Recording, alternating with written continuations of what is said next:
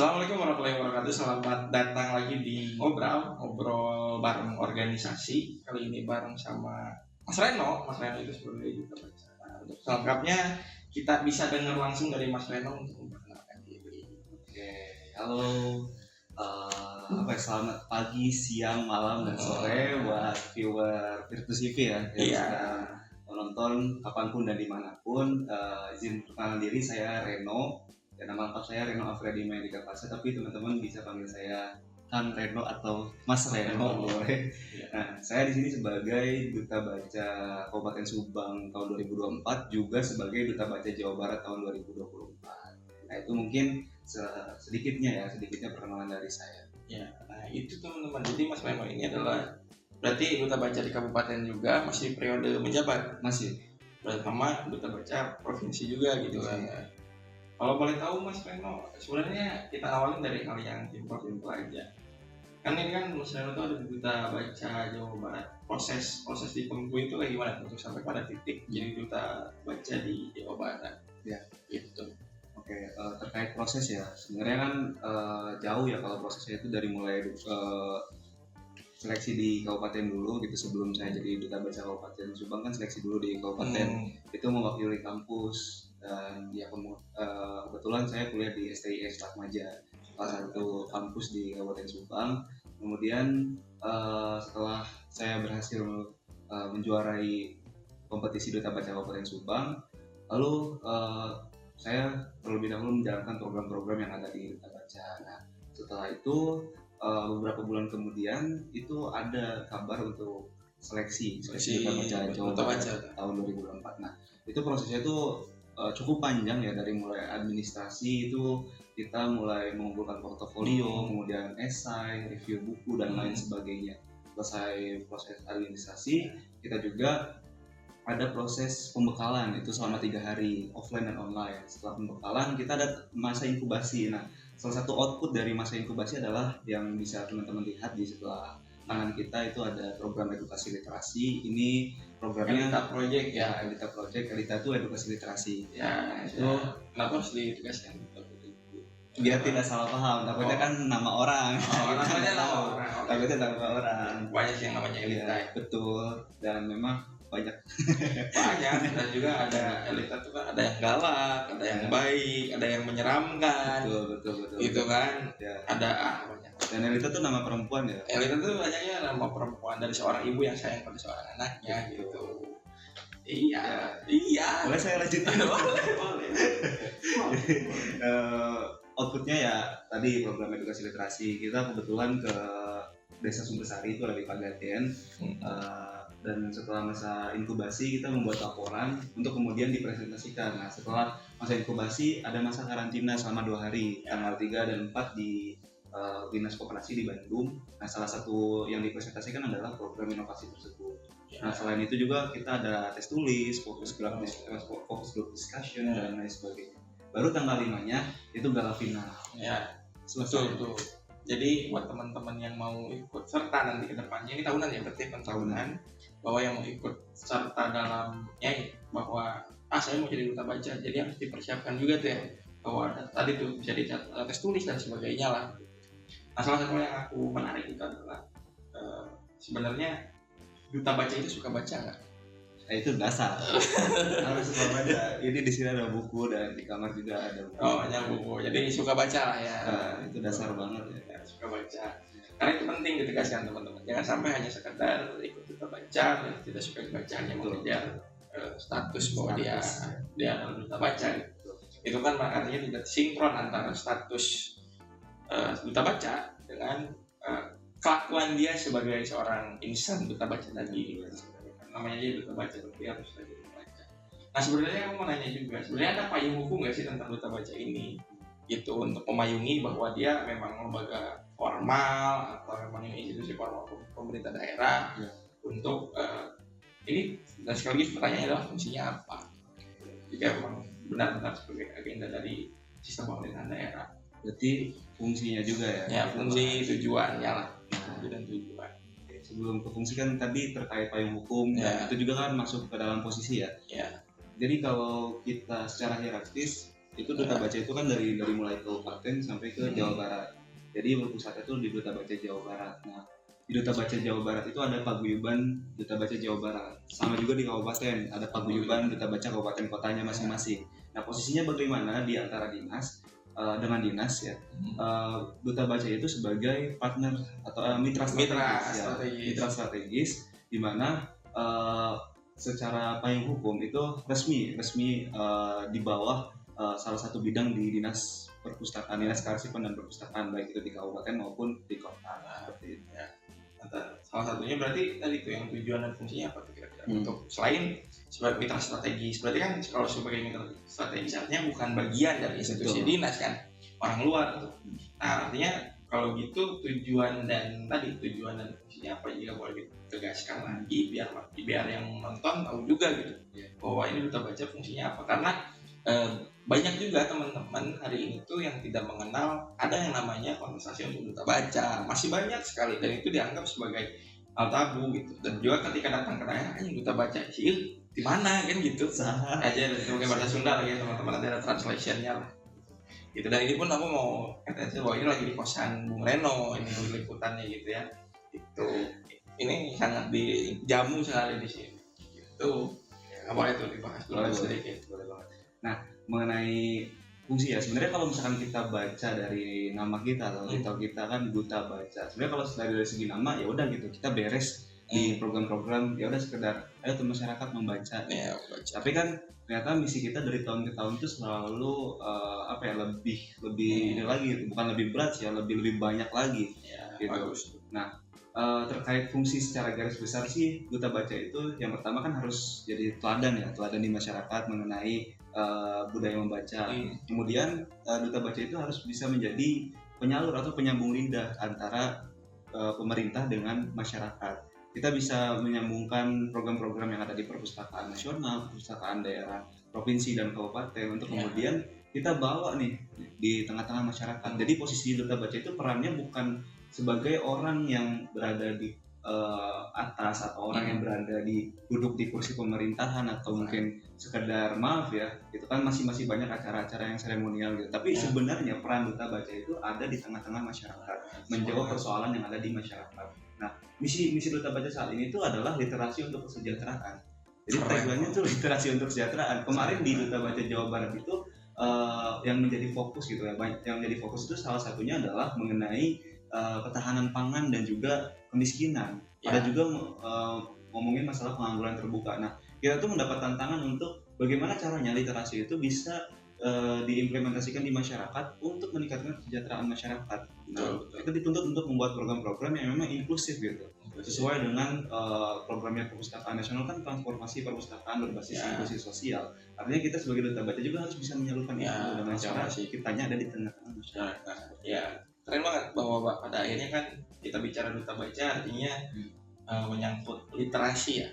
Literasi itu kan diambil dari bahasa Yunani, literatus, terus manusia pembelajar, yang artinya teman-teman pun kalau ketemu Kang Reno kayaknya sayang kalau nggak ditanya, tanya aja, bincang-bincang soal buku atau soal pengetahuan, dan ini pun saya rasa matang dia gitu, karena kita itu sudah berteman lebih dari 14 tahunan lah. Jadi bukan orang baru kenal kan? Bukan orang baru kenal. Kita tuh udah hampir 7 tahun gitu. Kita tahu dari dia masih digendong sampai dia jadi kayak sekarang. Nah, prosesi yang asik juga adalah tadi bicara soal transformasi perpustakaan.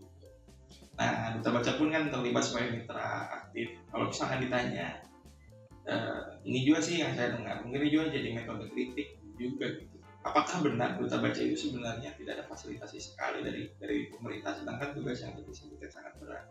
Ya, ini jujur-jujuran aja lah, kita fair-fairan.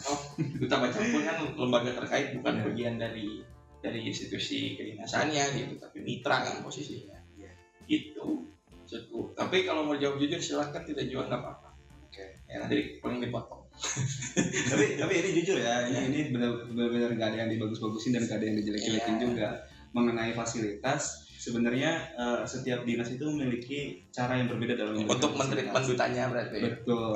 Ada yang memang memberikan secara tempat, ada juga yang memberikan dukungan memang secara program dan lain sebagainya. Nah, terkait misalkan dukungan secara finansial atau anggaran kita sebutnya, itu tergantung dari keputusan dinas mau dianggarkan atau tidak setiap tahunnya. Tapi adakah peran dinas, adakah dukungan secara fasilitas? Pasti ada. Salah satunya adalah kemarin saat Duta Baca Jabar itu kita memang benar-benar didampingi sampai ke desa. Keren berarti ya. Tapi kalau misalkan kita buat acara sendiri nih, acara yang misalkan program event tahunan atau bulanan, nah itu tuh memang sepenuhnya tanggung jawab dari paguyuban. Artinya kita harus cari sponsor dan lain sebagainya, harus cari dukungan lah dari luar. Itu mungkin merupakan proses lah ya. Proses. Ya, kalau menurutku sih tadi masalah paguyuban dan sebagainya, menurutku itu bisa dibantu melalui akses dinas. Itu seharusnya aja ini mah aku bukan bagian dari sistem duta baca gitu. Tapi sisi lainnya karena unik gitu, ada duta baca dan sebagainya, dan ini pun banyak orang pas waktu pertama kali Mas Reno datang waktu itu sempat main ke rumah dan bincang adalah itu kan kayak seragam duta baca tuh waktu itu. Dan orang banyak nanya kok ada duta baca teh apa? Duta baca teh apaan itu teh. Makanya masih banyak tabu nanti pada akhirnya harus jadi podcast khusus untuk membedah sebenarnya apa sih duta baca dan siapa sebenarnya duta baca. Apa sih perannya di masyarakat? Iya, apa sih perannya di masyarakat itu. Dan masih banyak yang bingung karena balik lagi duta baca itu kan manusia, Mas. Betul. Tidak mungkin bisa menyentuh semua desa secara langsung. Betul. Keliling masa sehari 24 titik dia meninggal lah. Iya. Kita capek dong. Gitu kan. Walaupun kita bilang ini soal pengabdian lah jadi duta baca gitu. Nah, salah satu hal yang mengasihkan juga ketika memang bicara soal duta baca ini, program terdekat dan juga yang akan sering dilaksanakan duta baca apa tuh yang kira-kira yang sekarang lagi digarap dan menyentuh langsung masyarakat? Terkait yang terdekat kita bahas dari yang udah dulu ya. Ya, boleh. Kita udah sosialisasi dengan Karang Taruna juga dengan pengrajin bambu kebetulan di Desa Sumbersari itu memang potensialnya bambu dan ada tuh bukunya tentang bambu. Kita juga udah informasikan juga gitu, kita beri edukasi kepada masyarakat. Nah, secara program terdekat sebenarnya kalau misalkan program yang rutin itu kita bakal banyaknya ke sekolah. Tapi yang terdekat itu secara undangan pribadi sih ke diri saya pribadi itu ada di Pantura. Bagus. Itu ada di Pantura. Nama programnya kebetulan bareng juga ya sama Abang. Ya, bareng juga sama aku. Kita mau ada lapak buku dan juga ada bincang-bincang dengan masyarakat Pantura mengenai literasi dan sebagainya. Itu tanggal 28 Desember. Ya, betul. Kalau misalkan ini video ini tayang sebelum 28 Desember, teman-teman nonton, datang di Sumur Kopi itu. Dan itu pun lagi proses untuk izin dan sebagainya, makanya teman-teman bisa datang dan ikut diskusi di sana, apalagi soal masalah literasi dan juga bicara-bicara yang lain, mau ngomongin topik yang lain kita terbuka kok. Gitu. Jadi gimana sih duta baca guys untuk mau datang gitu. Oh iya, yang terdekat juga karena sekarang memang sudah aktif di Jawa Barat ya. Kita juga sudah mulai ada proses kepanitiaan untuk pemilihan duta baca Kabupaten Subang tahun 2025. Kita nggak tahu kapan, bukan nggak tahu ya, cuma mau kasih tahu kapan. Seleksinya cuman buat teman-teman yang nonton gitu. Khususnya mahasiswa semester 1, 2 atau semester 1, 3 atau 5 atau 7 lah yang masih bisa ikut gitu kan. Persiapkan dari sekarang. Ya, ikut tuh sama biar nanti bisa nyentuh. Dan juga kan katanya ada duta baca juga dipakai untuk difungsikan lah ya. Difungsikan untuk mengecek perpustakaan desa dan juga perpustakaan TBM ya katanya ya. Gitu. Dan itu pun ternyata itu tuh, jadi kalau kalian ikutan salah satunya bisa keliling tuh tahu bahwa ternyata selama ini tuh desa-desa terkait punya perpustakaan gitu. Gitu, dan itu penting lah untuk kita edukasi ke masyarakat dan juga mensosialisasikan soal membaca. Nah, sekarang lebih ke ranah personal aja lah. Kita udah bahas personal baca dan sebagainya gitu, dan tadi udah baca dan kita udah bahas soal baca dan sebagainya. Kita masuk ke ranah selanjutnya, itu bicara soal seberapa penting sih bagi kamu soal membaca sebagai duta baca, selain sebagai duta baca tapi secara personal ya.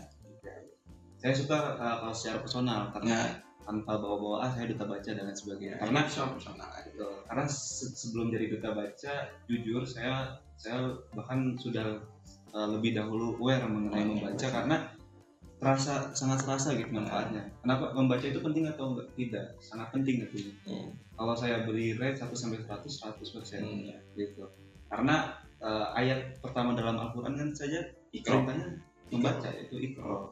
Nah, selain itulah pokoknya manfaat membaca itu banyak sekali yang tidak bisa tentunya saya sebutkan satu persatu gitu kan. Dari mulai yang simpel saja, mungkin ada teman-teman pelajar yang nonton, teman-teman mahasiswa yang nonton. Kalau kita rajin membaca, kalau kita punya daya tahan membaca yang kuat gitu kan, kita itu bisa lebih mudah memahami. Misalkan teman-teman yang kuliah, teman-teman bisa lebih mudah memahami jurnal yang dibaca, misalkan untuk penelitian. Bisa juga mudah untuk memahami apa yang dijelaskan oleh dosen karena sebelumnya sudah sering membaca dan sudah sangat familiar dengan apa yang dijelaskan oleh dosen. Terus ketika teman-teman diajak ke forum-forum diskusi karena teman-teman punya banyak wawasan, kosakatanya juga sangat beragam gitu. Teman-teman bisa bisa aktif dalam diskusi dan lain sebagainya. Dan itu juga yang lebih penting adalah membaca itu melatih pola pikir kita.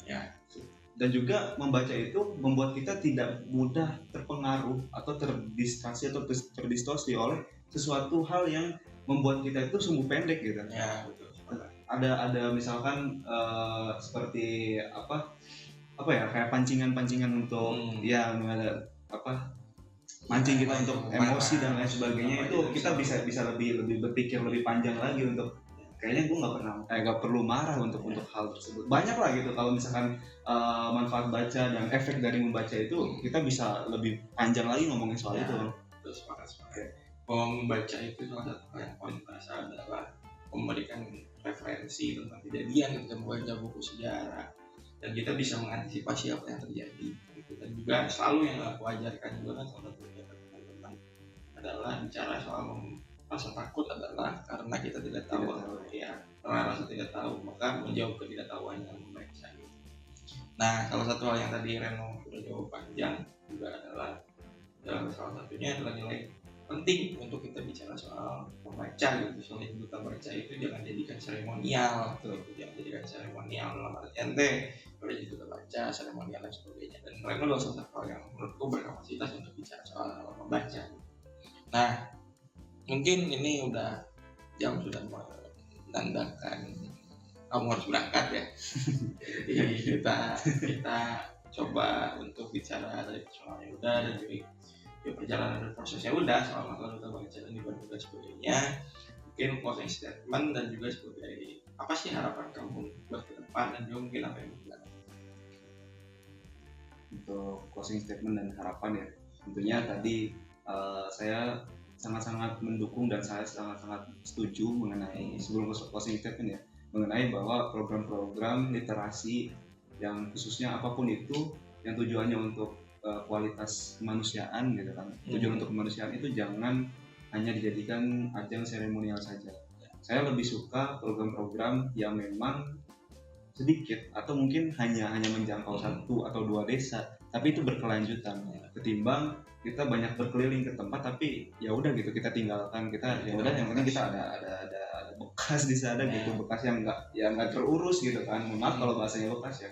Nah, dan juga mengenai harapan untuk teman-teman gitu, anak-anak muda, ya mahasiswa gitu kan, pelajar gitu kan, dan juga tentunya teman-teman atau bapak ibu akademisi dan lain sebagainya. Saya harap gitu kita banyak berkolaborasi dan menciptakan program-program literasi yang inklusif gitu. Tidak hanya menjangkau masyarakat atau kalangan tertentu saja, tapi kita bisa menjangkau masyarakat yang tidak bisa tentunya mendapatkan akses untuk pendidikan, karena masih banyak di luar sana teman-teman adik-adik kita yang sulit mendapatkan akses pendidikan, sehingga perlunya peran kita sebagai mahasiswa, pemuda, akademisi, organisasi, pemerintah dan lain sebagainya untuk berkolaborasi, bersinergi dalam menciptakan program yang inklusif. Mungkin itu saja closing statement dari saya. Siap, terima kasih Mas Reno. Dan saya mohon maaf jika ada salah kata. Saya cuma bilang bahwa ayo mari membaca dan kenali dunia melalui teks-teks buku itu bukan hanya sekedar teks tapi direnungi. wabah muafik ilah balik. Assalamualaikum warahmatullahi wabarakatuh. Dan terima kasih teman-teman yang udah nonton kita. Ya, kita kan generasi yang literat. yo.